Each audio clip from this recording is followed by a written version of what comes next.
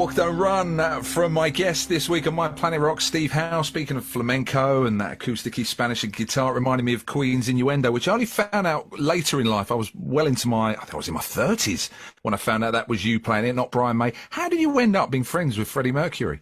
Basically, we had a lot of respect for those guys. And so I'm in a restaurant having lunch. Guy walks by called Martin, says, "What are you doing here?" And I said, "Well, I'm, just having lunch and I'm down the road in Geneva."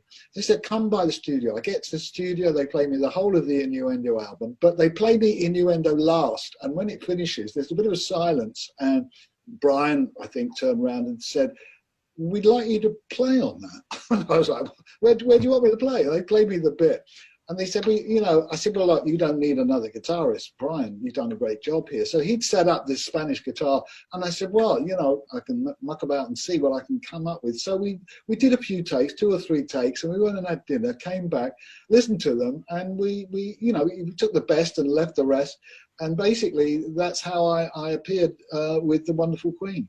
Did you ever do that? I know Queen didn't play live after '86 with Freddie, but have you ever played that solo since? No, I haven't. No.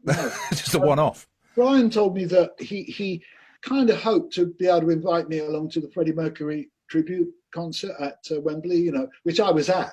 But as it happened, he said, kind of joyfully, that Roger invited everybody he knew on the show, and they had some really big names. So basically, Tony Iommi had already been invited, so they weren't going to go that far. But so I haven't played it on stage.